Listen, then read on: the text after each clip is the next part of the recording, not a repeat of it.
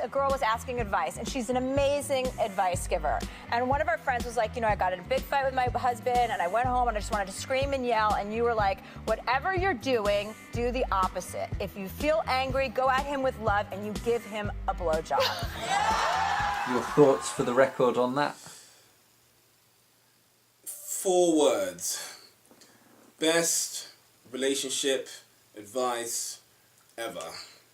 It's great advice, I have a newfound respect for Gwyneth Paltrow and all her views pertaining to her wifely duties, you know what I mean? It's great, but then again, some may say I'm biased. But no, it's definitely great advice. It's great advice. Is a woman ever likely to act on it?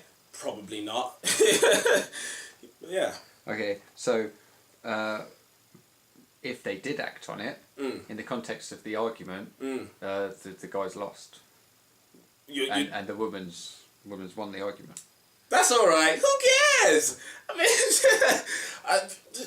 Who cares? I'm coming at it from the point. Listen, dude. I'm coming at it from the point of I just got some quality time with my woman. All right.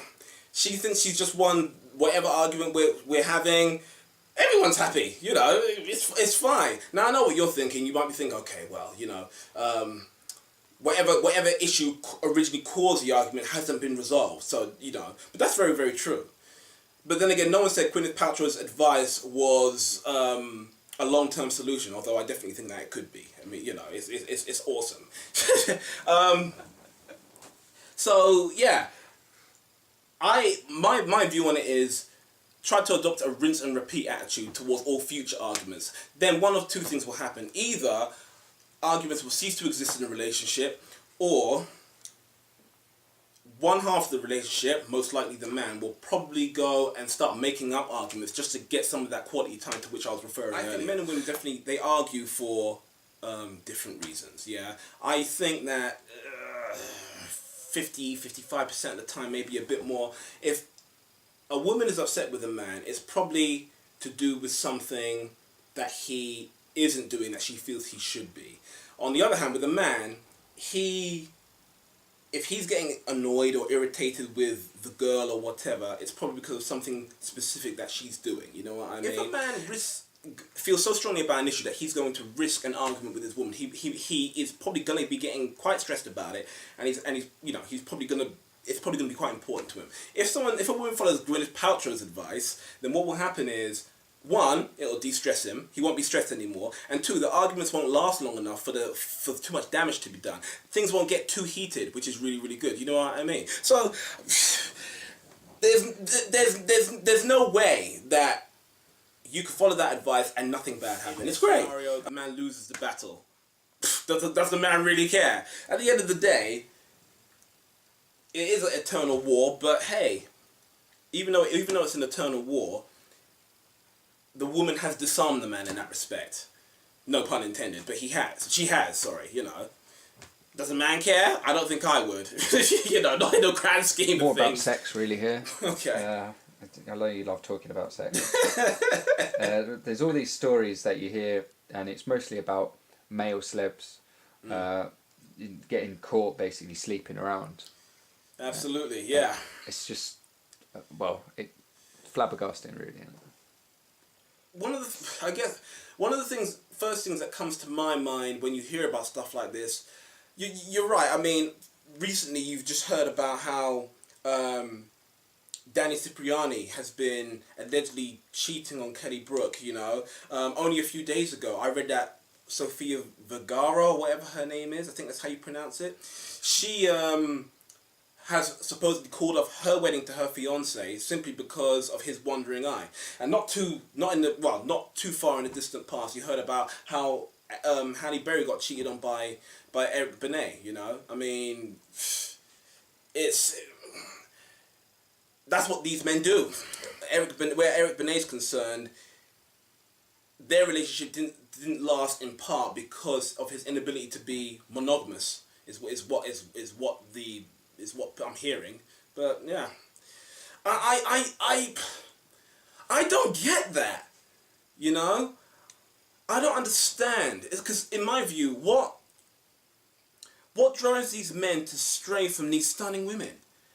Explain that to me, because it's like, in Eric's case, okay, he got treatment for sex addiction back in 0203, okay? Which, first of all, I think it was a complete and absolute farce. Now, don't misunderstand, okay?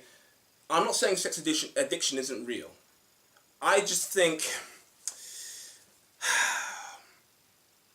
it's very interesting to see how all these male rich celebrities who are married happen to have it, and it only comes out after they slept with dozens and dozens of women that they then say, I've got a problem, I need to get treated for this addiction.